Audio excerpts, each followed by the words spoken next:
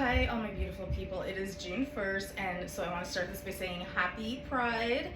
Um, it is Pride Month, although nowadays Pride doesn't necessarily happen only in June.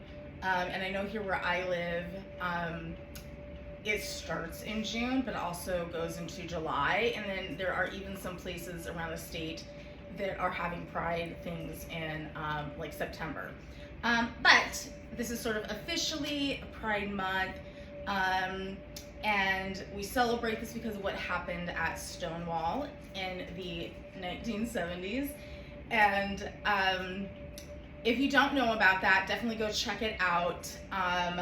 But it's really disappointing that in the States, the things that they are doing, specifically like with the monument at Stonewall, trying to erase history and people. But I want to say Happy Pride, and we see you, we celebrate you, and we are here for you. So I want to do a little monthly wrap up. I was gonna do this yesterday, and just one thing after another happened, and we didn't get to it. But I really like Lexi Frege. I'm not quite sure how to say her last name. Sorry, Lexi. If you're not following her, definitely give her a follow. I will put a link in the description box. But she always does like a monthly wrap up, and it's really fun, and I like it. So I think I'm gonna start trying this. So we're gonna start with tarot decks I worked with this month, or well, the month of May. This is all for the month of May. Okay. So I worked a lot with the Soul Mare, I don't know, guys. I don't know. I've been using these for the 78 Days of Summer videos, where we do a card a day. And sorry, I don't know if I'm even holding this up right. I maybe should have done this like ahead of time, but whatever. But they're very summer inspired, and I can't remember the name of the creator, but I will post that link as well. I found these on Etsy, and they're marketed as like a Mediterranean summer deck, and it has those vibes, but I think it has a lot more tropical vibes than Mediterranean. It's a very diverse deck. My best friend was looking at it last night, and he's like, oh, there's not a white person to be found in this deck, and which we both agree is a good thing. So that was not a complaint. But so I do like that it has diversity in skin tone, at least. But I don't know, yeah, I've really been vibing with this deck. I charged it in the sun after I got it, and it just came in a cloth bag, nothing fancy. But that has been a really good deck that I've been working with. It's been giving me a lot of really good, it does have a fiery energy, but in a way that's almost like giving me readings that are, you know how I am with the metaphors, it just really helping me walk through the fire and continue to refine. And yeah, I've had some really good reads. I don't know if difficult's the right word, but that deck right now has really been challenging me to go deeper and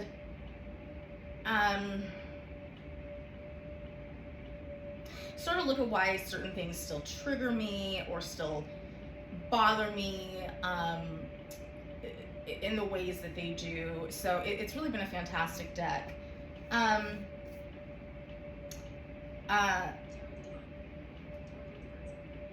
I also recently got, this is the Tarot of the Divine. I used it in, I think I used it in was it the full moon reading? But this deck, it has diversity in it. Again, at least in like skin tone. But I have been very drawn to, again, I don't know, guys. I should have done all this beforehand. And again, I will post a link for this. It was a little bit of an impulse buy. I'm really trying to be better about, like, I was doing so well about not just buying every tarot deck that, like I came across and spoke to me. But the last few weeks, I've been a little naughty about just buying decks that weren't really in the budget. But this one actually I got for a really good price. And I really enjoy it. I've been very kind of feeling in a storytelling, fairy tale vibes. And this has, it is, I'll show you the box here. It did come in a nice box. It has fairy tales and folklore from around the world. And the guidebook, actually will tell you a little bit about what that is, where it comes from. And it is literally all over the world. So it's not just, Western culture. So I really enjoy that. And, it has been giving me some good reads. I think the first card I pulled was, I can't remember which card it was. But I remember the imagery is of a woman climbing a ladder, and like the ladder kind of goes into the clouds, and then the background is a castle. And that image, like, really in particular spoke to me, and that was the first card I drew. But I can't remember what the card was.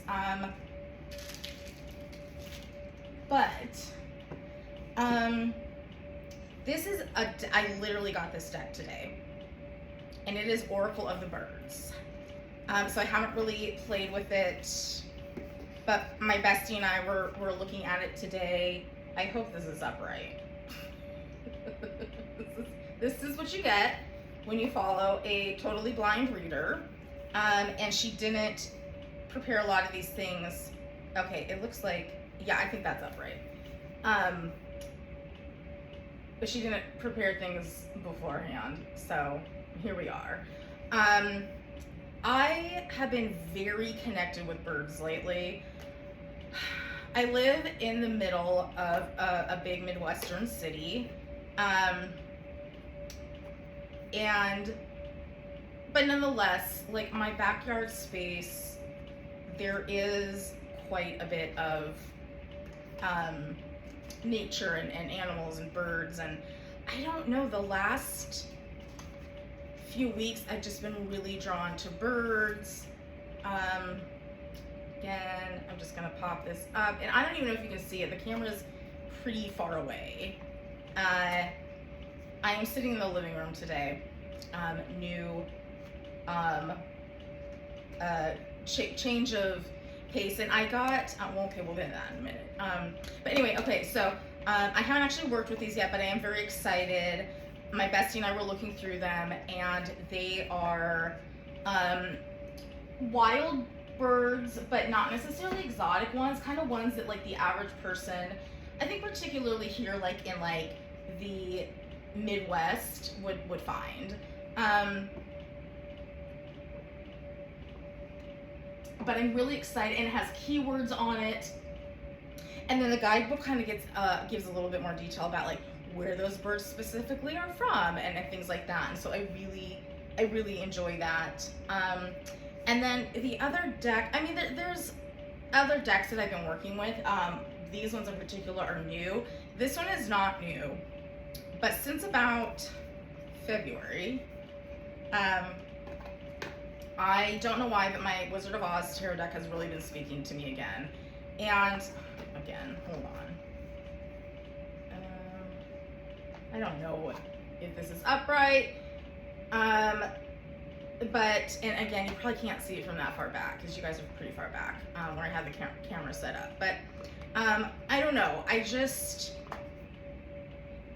have been very drawn to my Wizard of Oz deck. In fact, I believe it was the February full moon. I did a ritual bath, and I'm not going to get like too deeply into some of the things that I experienced, but I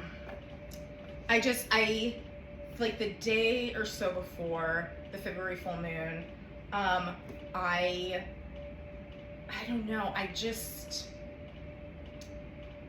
like, everything was fine, and then boom, one day it wasn't, and I really couldn't explain it.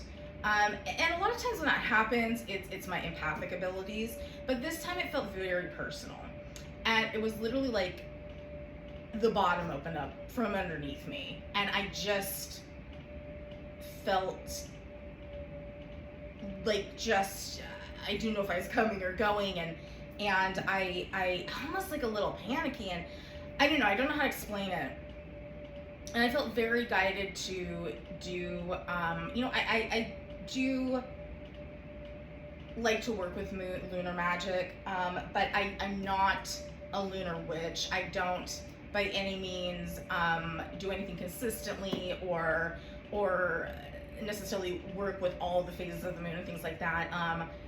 And with really any of my magic, it's when I feel led and guided and inspired. I don't always feel like, oh, I have to do something just because this alignment is happening or this moon phase is happening. But I did a ritual bath, and during that I had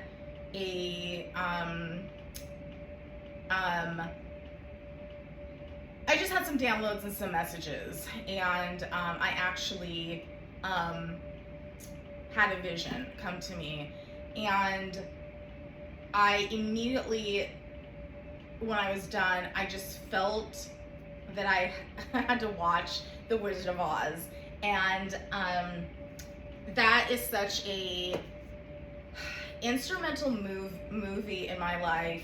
From a very young age, I was obsessed with that movie. I was Dorothy for Halloween multiple times. I don't know what it is about The Wizard of Oz that I was always so drawn to. I think it was the same reason I was drawn to, what's the movie? Never-Ending Story. Again, I don't want to get into anything. This isn't to be all lighthearted, but I think because I had such a difficult, traumatic childhood, I think the idea of places, and obviously The Wizard of Oz and the Never-Ending Story, like, they're not perfect utopias, but something, I don't know, there's something about escaping my reality, because that's what both Dorothy and Sebastian do, right? Is they escape their reality and go on this adventure. And I think that's probably what really spoke to me. But yeah, The Wizard of Oz, I absolutely, to this day, love that movie.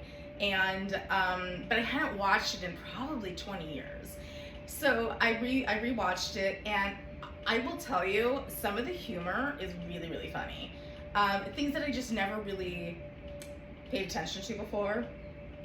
But I don't know, I just felt this connection, I think, like, to my childhood.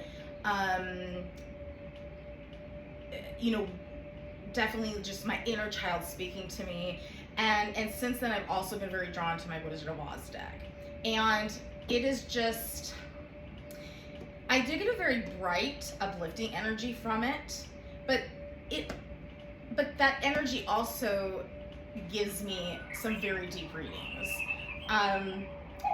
Yeah, so I still have been continuing to work with it too, and yeah, so those are kind of the decks that just have oh, and by the way, I just found a new Wizard of Oz deck, and I'm like, don't buy, but I will see how long I pull it out, because there's a lot of decks that I have on my wish list.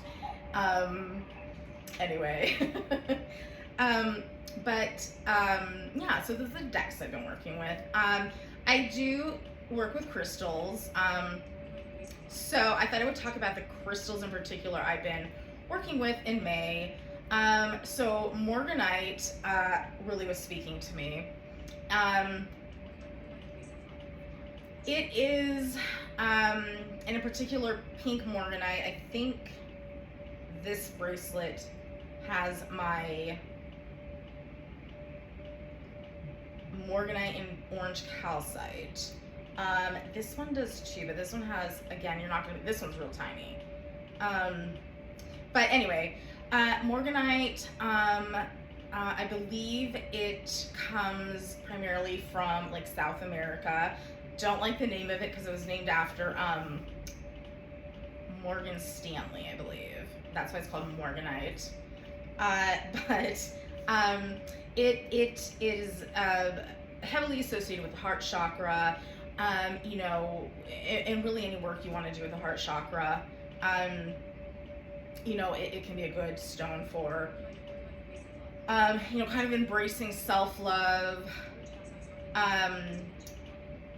really, you know, working to, yeah, just dig deeper with yourself and truly feel that self-love.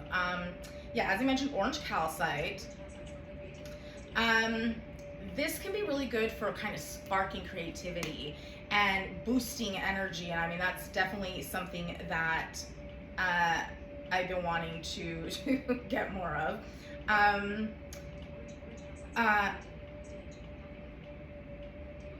But it also can be good for emotional balance as well too. This in particular is kind of connected, well obviously, I mean it's orange, so the sacral chakra, but I would also say the solar plexus as well. And I do a lot of deep work with the sacral energy, and in fact, like when I, you know, am doing workings and things, that's where I tend to draw energy from. But yeah. Okay, I don't know entirely how to say this because I keep hearing it pronounced different ways, but aragonite, sure. In particular, pink aragonite, which I think is what this bracelet is. It again is associated with, the pink in particular is associated with heart chakra. It can promote patience, inner peace. Don't walk on me.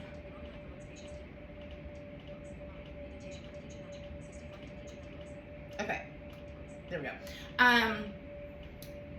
Yeah, I think just, and I do a lot with green adventuring as well for grounding and stability and peace. I think a lot of people associate green adventuring with like luck and money, and it does have those associations, but it's also really fantastic for grounding and stability and calm. But yeah, I just was very drawn to these crystals in particular and have been working with them. And this necklace I'm wearing, it's a piece of flower agate, and I literally put it on today for the first time, and I immediately felt just a heart opening. And it is very much, flower agate is very much associated with the heart chakra, and doing, you know, that type of work. And I really just put it on just for, because it's pretty more than anything. But yeah, I put it on and I just immediately felt an expansiveness in my chest. So yeah, I think I'm gonna be working with this one a lot more. And then my pink sunstone, of course it's pink. I work with a lot for creativity, for passion. When I took the LSAT last year, oh my God, that's a whole story. I actually ended up having to like reschedule it a couple of times because of all of the technical difficulties on their end. But I remember like I had been like holding it in my hands and I put it in my pocket, and I was getting so frustrated with the tech, and like they just couldn't figure things out, which is, yes, very frustrating. But I was just like, why am I getting so hot? And then I was like, oh, maybe I should take the crystal out of the room. And I did calm down a smidge. But so yeah, sunstone is really great for kind of that sparky, fiery, creative energy. Really, I associate a lot kind of with movement, but both physical, but also like mental and emotional. So, and it's just I don't have it with me, but it's a really pretty stone. It's this pink color, and it has like the little sparkly gold threads in it. So, yeah, those are the crystals that I've been working with in particular this month. And of course, rose quartz, I'm always working with rose quartz. So this bracelet, and always make sure you get your crystals from a credible, legitimate source. I either buy at local metaphysical shops. I've bought a few things on Etsy, but I just really kind of make sure, do best research that I can that shop truly is selling, good pieces. So, things that are sustainable, that are being harvested sustainably, they're not, doing damage to the earth and all those things. So, let's move on to books. So, two books that I've been reading, actually the last couple of months, and yes, I do actually read cookbooks, but I've also been making recipes from them. The first one is Kitchen Magic, 65 recipes for enchanted recipes for magic and ritual, by Laura May. She has a YouTube channel, so definitely go check out The Kitchen Witch with Laura May. Again, I'll post links in the description. But she also has a tarot deck that's associated with her cookbook that she created on her own. I really want to get the tarot deck. But yeah, this cookbook is it is definitely geared towards doing more magical workings and ritual things, but it's also just like good recipes that you can make too. So I've really been enjoying that. And then Big Vegan Flavor by Nisha Vora. This is a fantastic cookbook. Again, she also has a YouTube channel. Oh God, what is her YouTube channel called?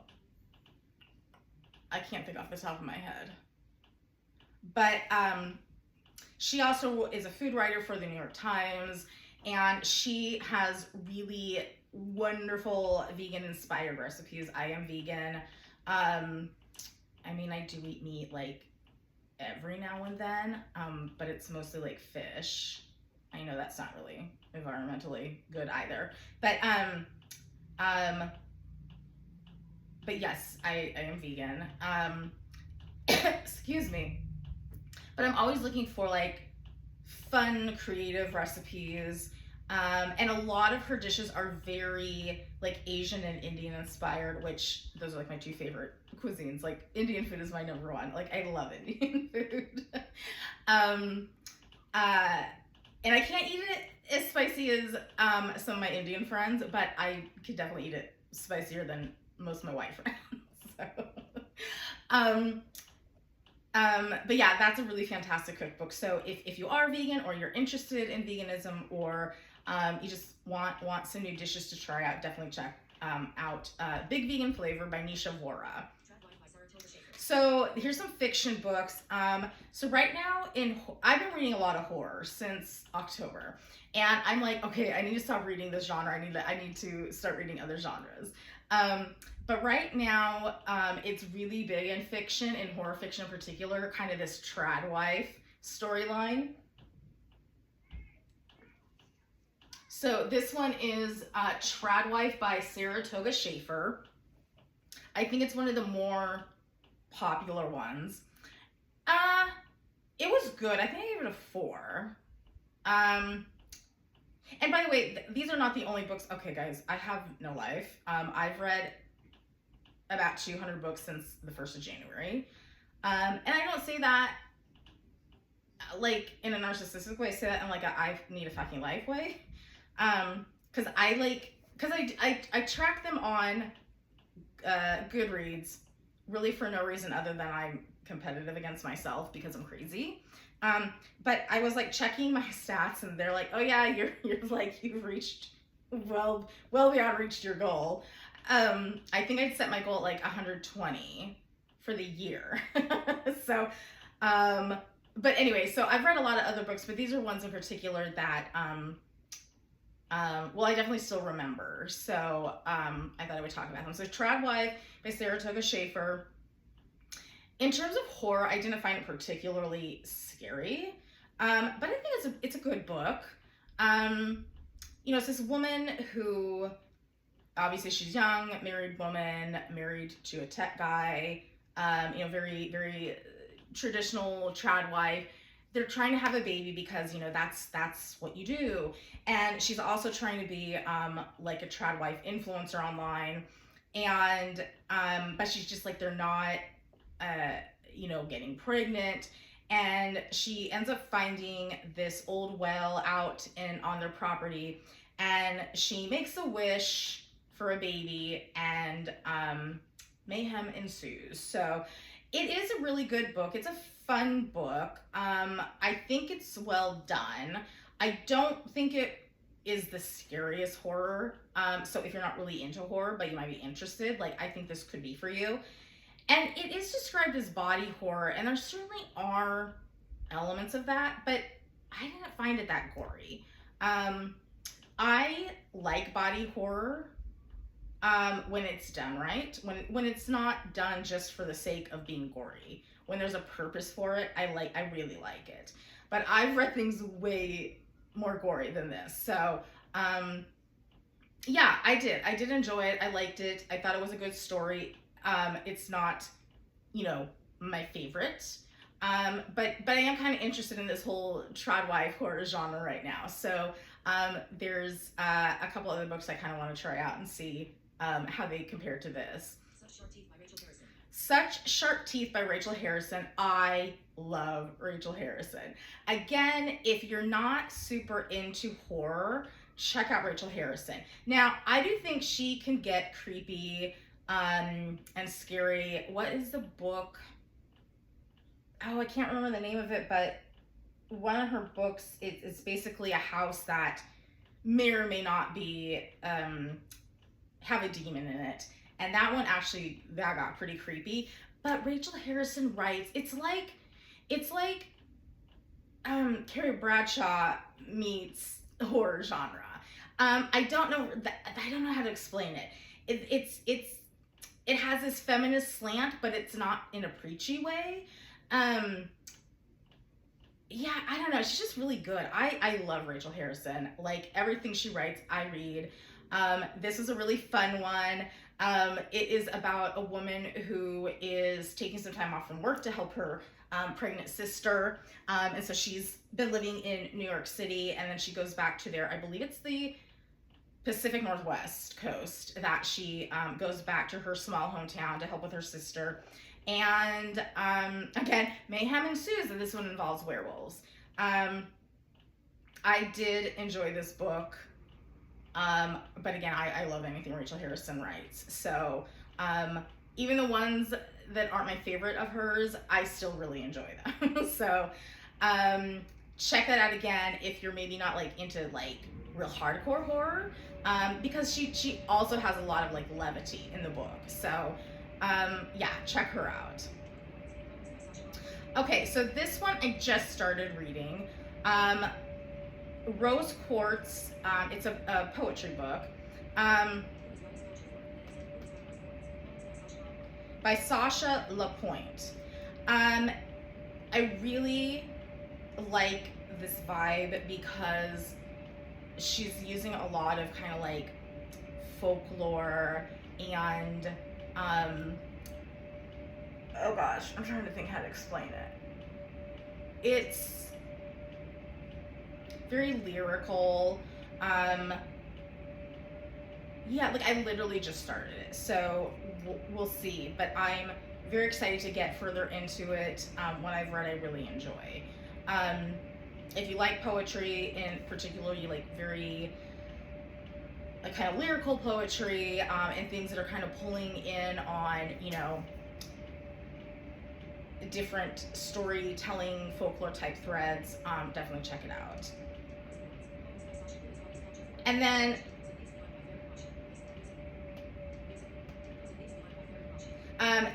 this book, again, this is another one that I just started, but is Who is Wellness Culture For? An Examination of Wellness Culture and Who It Leaves Behind, by, okay, I'm not sure how to pronounce this name, Farifa Roshine. I think that's how I'm pronouncing it. I am probably not saying that accurate. I apologize. This is nonfiction, but I am, like, as a journalist, I've written a lot about wellness culture and how it's, you know, just a very thinly veiled reference to fitting in a certain body image. You know, it's really about being thin, despite what people say. And so I'm really excited to read this book, and kind of see what the perspective and slant is. But yes, I think that's going to be a good one too. Music. So, okay, so this is like music that just in particular, like, I used to be big into music. Like, I would just listen to all types of music. Like, I mean, like, I have friends who are like band, not like legitimate like rock bands, and I would sing with them sometimes. You know, like, I used to be cool. So, but then I had kids, and I don't really go to concerts anymore, which is a bummer. I like, and I try to like keep up on, but now I kind of could keep up more like just like with what they're into. But these are songs that, or music that I do actually enjoy for myself. And so one is a group, Somber. I love Somber, and they have some new music out, and it's fantastic. I really like them. What is their one song? What's the one about? Oh God, I can't think of how it goes now. It's like, so there's like lines, like something about like basically like two people are in a room, and it's like, are you staring at me like I'm staring at you? Anyway, I love Somber. If you don't know who they are, you don't know their music, check them out. Okay, I am a forever Bruno Mars fan. I love Bruno Mars. His first album, what was it? Doo-Wops and Hooligans. Oh my God. I love that album. I love it. It's so good. And his new music, I don't think I mean, like, even the songs of Bruno Mars, and I was like, okay, but like, I love all his music. So, in particular, I think it's called I Just Might. That's so fun. It's such a fun song. I actually have it in the playlist I created, Music for Your Whimsy. It's such a fun song, and my favorite lyric is, I think it is, what's the point of beauty if your booty can't find a rhythm? I think that's what it is. I love that. I love it so much.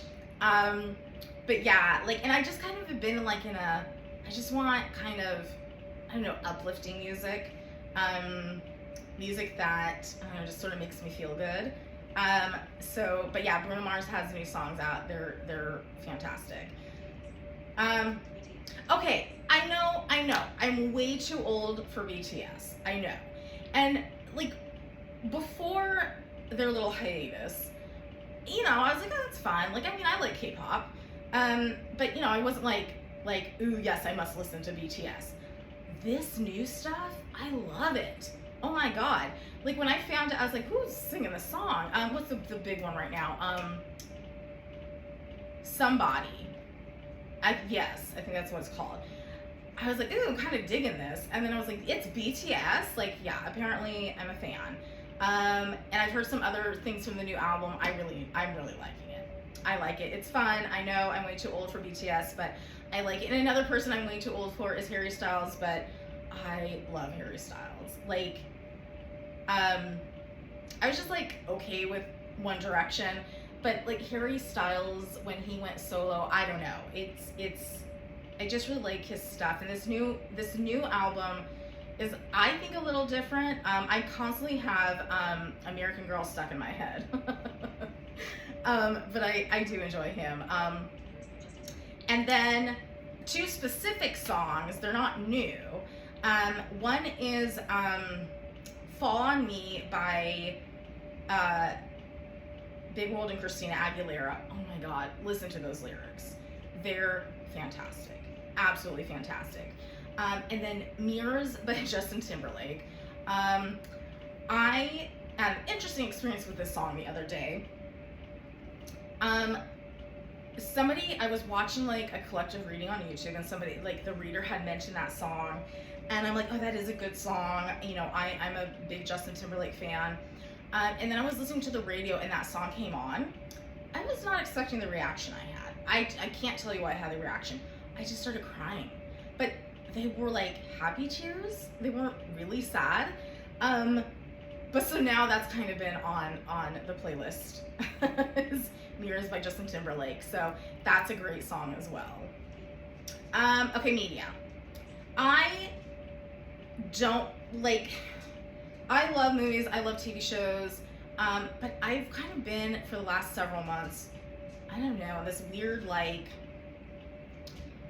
I don't know what the energy is, but I just haven't had as much interest in consuming media like I used to. I don't really know why, but there are some shows that I do really like that I've been trying to keep up with their new season. So The Boys just came out, and I know that's not going to be a show for everybody, but I kind of enjoy it. It's really funny. So The Boys, if you don't know, it is based on a comic book series, and it's sort of like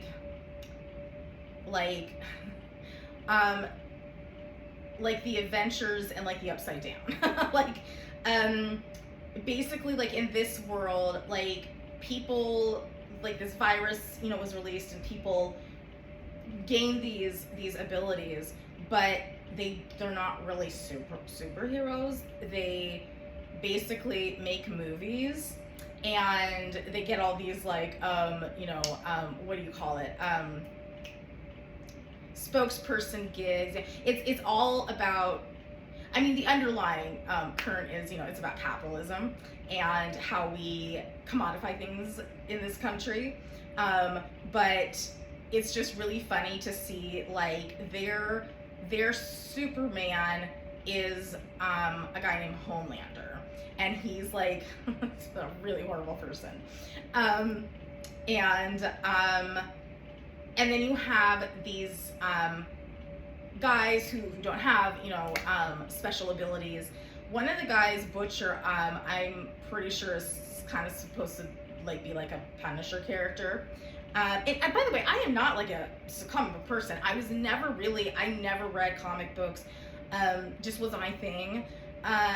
When superhero movies first started coming out, I was like, whatever, I can take them or leave them. But then I really enjoyed when they were on Netflix. They had Daredevil, Jessica Jones, and Luke Cage. Luke Cage was my favorite. That was a fucking fantastic show.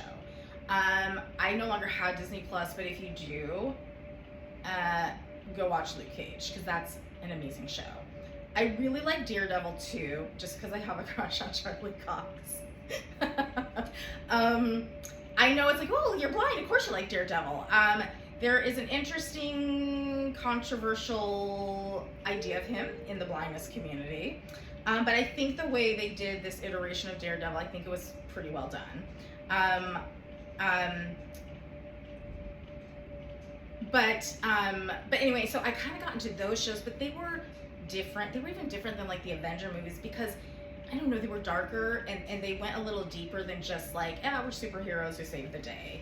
I think especially like Luke Cage, was a lot about Black culture, the Black experience. Jessica Jones was a lot darker of a show. And despite my aesthetic, I'm actually very drawn to dark things, hence reading horror. But anyway, so yeah, but The Boys, like it's like a parody of heroes. So it is very graphic, both in its gore, but also like how do I say this? There's a lot of it's not even objectification of bodies, but okay, I'll just, for instance, one of the guys, his superhero name is Love Sausage, and he has a certain appendage that is big enough to like attack people with it, and it is shown. So there you have it. So again, this show's not going to be for everybody, but I like it. I think it's funny. I think it's a really satirical comment on society. I think this current season, I'm only a couple episodes in, but I think it's a little, it's almost, I mean, the show's always been about reflecting what's been happening in this country, but I think this season is particularly very meta right now. But in a way that I can handle, because I had to stop watching Handmaid's Tale and what was the other one? The one with Sterling K. Brown and James Marsden. The guy who was like Wolverine in the original. No, not Wolverine. That's the Australian guy. Cyclops.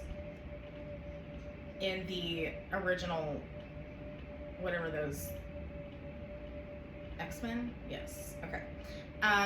Anyway, I had to stop watching them because they were too, they were too close to what's happening in reality.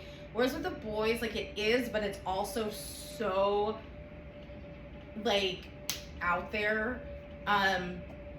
Like, it works. So anyway, I don't know. If that sounds like something you'd be interested in, check it out. It's, again, not going to be for everybody. Palm Royale, I love Palm Royale. I mean, oh my god, like, Kristen Wiig, Allison Janney, I'm obsessed with Allison Janney, because she's also on The Diplomat. Oh my god, I love her so much. I mean, it's a huge cast. Leslie Bibbs in it. Oh god, Laura Dern. It's so good. Carol Burnett. Oh my god, Carol Burnett. Oh, I mean, if you love Carol Burnett, you have to watch Palm Royale. It is fantastic. But so I'm trying to catch up with this recent season. I'm still behind, but it's this season is a little, I mean, the whole show's wacky, but it's, I don't think it's quite as good as when it started, but it's still really good, and it's hilarious, and I don't know, I love it. Ricky Martin's in it, and I think he does such a good job, because like all the other characters are just kind of extra, you know, and he's kind of like the, well, no pun intended, straight guy, but his character is not kind of wacky and out there, so he's kind of that tempering character in it, but it's so good, it's so funny, and it has so many great actors in it. Yeah, definitely check that out. And then, okay, I loved Peaky Blinders. I absolutely loved the show. It was so good. And I think after they lost the aunt, what's her name? I always remember her as Narcissa in the Harry Potter movies, and she was married to Damian Lewis, but I can never remember her name, which, that sounds awful. oh my gosh, she's such a fantastic actor. She was amazing on the show, and then she unfortunately passed away in real life, and so obviously they had the character pass away, and I feel like the show was never quite the same. But I loved the show. It was such a good show, so I was excited for the movie. I'm like halfway through the movie, and I'm just not liking it. It's taking place in 1940, and I think that's very intentional. But I also am like, do I need to go back and rewatch like at least the last season, because there's things that like aren't adding up for me that I'm like, wait, I don't remember that. I don't remember that happening at the end. I don't remember that character dying. But I don't know. It's all right. I feel like the heart's missing from it that was there in the show, which I know is weird to say about a show that was about like this gang in Birmingham in the 1920s and 30s, but the show did, because it was ultimately kind of centered around this family, and as dysfunctional as they were, and like in the movie, like literally everybody's dead. I don't know. Oh god, I just forgot the name of the main character. Cillian Murphy's character. Fuck. Anyway, he's just kind of like all on his own. I don't know. It's interesting. I'm gonna finish it, but it's not as good as I was hoping it was gonna be. So that's my thoughts on that. On to beauty and fashion. I mean, it's summer, guys, and I'm going, I don't know, I think we talked about this in a past video, but like I'm just wanting to buy like very cute going out clothes. I go nowhere. I have no life. hence the reading 200 books since January 1st. I don't, but I'm just like, I just want to look cute, like, you know, the rare occasion that I do go somewhere. I just am kind of wanting to like look cute and feel, I mean, I always feel good, but you know, there's something about just putting on an outfit that makes you feel good, right? Like, and regardless of what your fashion style is, there's something about, like, you just feel put together. It just gives you a little pep in your step. Yeah, I'm trying not to go too crazy, because shit, guys, like, I just bought groceries and I blacked out a little bit. So, but yeah, I don't know. I guess I'm probably just in an energy of like being ready for the future and what's coming, and who knows. But yeah, I just kind of like wanting like some cute summer clothes. What I'm wearing is it's like a lounge set. It's shorts and it's a long sleeve, but I had it pushed up on this waffle knit outfit. It's cute. I think it's in a violet color. Because I was just like lounging, like I ran some errands and we've just kind of been at the house today. So, but yeah, I don't know, just things that like are summery. And you like even when it is like a lounge thing, like I don't want to feel like I rolled out of bed. You know, I still want to be cute. Okay, so with beauty products, these are not new, but I decided to try out the e.l.f. bronzing drops. I'm really nervous about things like that, because since I can't see the end result, you know, I don't want, especially when it's something like a bronzing thing, I don't want to look, like I want to make sure like it looks good, right? Like I don't want weird lines, I don't want it to look orangey, nothing like that. So, but I decided to try them. You can do more than one drop. I just do one drop, and I also don't even have like a tan yet. So I don't burn easily, but it also takes me forever to tan. But yeah, so I decided to try them out, and they actually work really well. They just give me this little glow, but not like, I don't look like Egyptian goddess. You know, it's just a very nice little healthy glow, and that's what I wanted. So those actually have been really great. They do have pretty good reviews. But yeah, I do like that. So I'm really into cherry right now. Cherry scent, cherry food. Yeah, the whole thing. So um, I found Dove has a new body wash. They don't have it in a lotion yet, and I don't know why. But they have a body wash and a body scrub. It is a cherry, it's cherry and chia seed milk. It is amazing. It smells amazing. It feels amazing. I absolutely love it. And then I found a line of perfumes and body mist that are pretty affordable, called Finery, Fin''ry.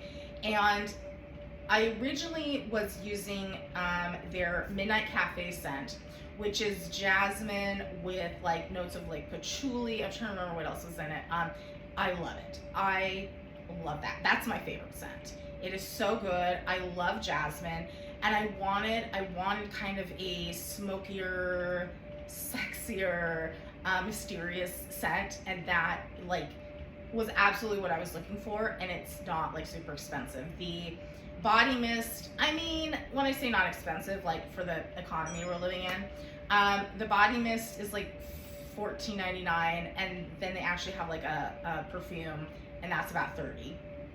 But then I decided for summer I wanted something a little different. I don't like super sweet like scents. I don't want to smell like a 5-year-old, and no offense to anybody, but I just feel like really sugary sweet scents are, I don't know, just they're not for me. Now I like a floral. I don't mind a fruit, but it just, that can't be like the number one note.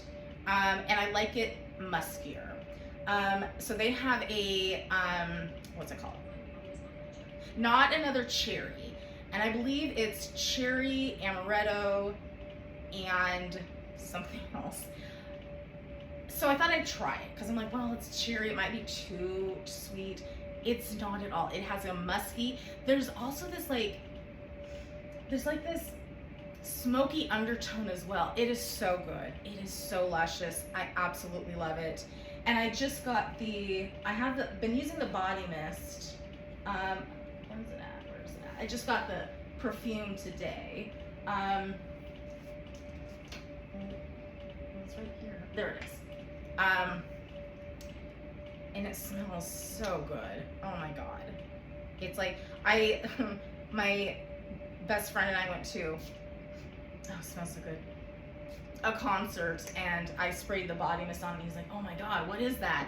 I was like, oh, it's this body mist I've been using, and yeah, it's really good. Oh, and I think it has like a hint of vanilla, because I'm not a huge vanilla person either, but it's together, it is so good. It does have a very sexy, mysterious vibe as well, so I'm really enjoying that.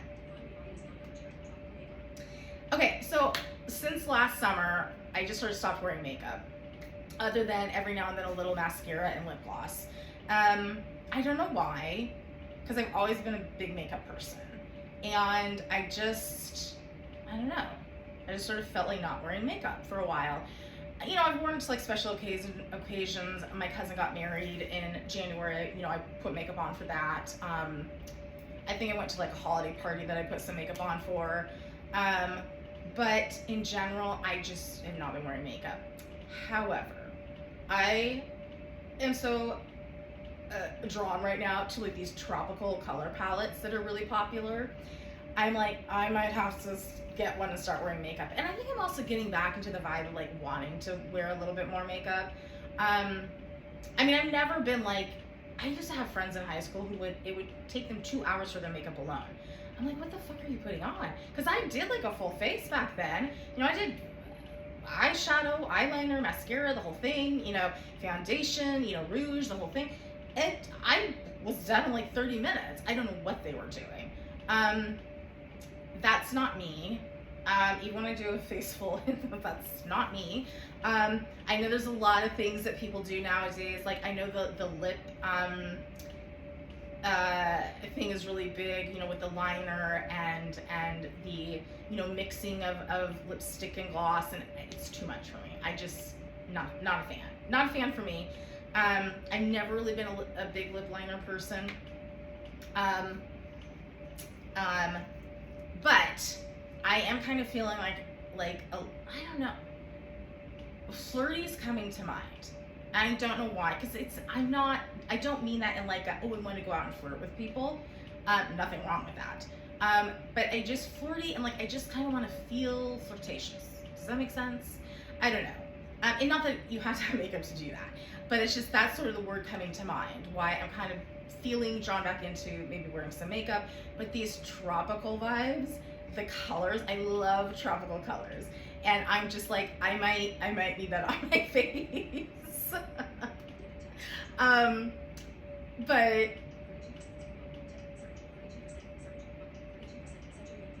But yeah, so yeah, that's my wrap up for May. I don't know. Let me know if you enjoyed this. I kind of feel like doing something fun, something a little bit more lighthearted, and yeah, I don't know. Let me know what you think. You know, what are things that you're drawn to right now? You know, whatever it may be. But yeah, and if you like this, give me a like, subscribe, all those things. I hate saying that, but here we are. So, oh, by the way, I did want to mention I've shared my Venmo link in the description and in the channel description, and I just want to let everybody know. One, of course, I don't expect people to donate things, but if you do, I do want to let you know that proceeds will go to the ACLU. Right now I'm focusing, my sort of financial donations towards the ACLU. And so just to know, like, if anybody, again, you don't have to, this is not a ploy for me to get money from anybody, but just like, if you felt guided to donate to this channel, know that a portion of your money is going to go towards the ACLU. So, all right, all my beautiful, lovely people, on that note, I'm going to go, and we will talk soon.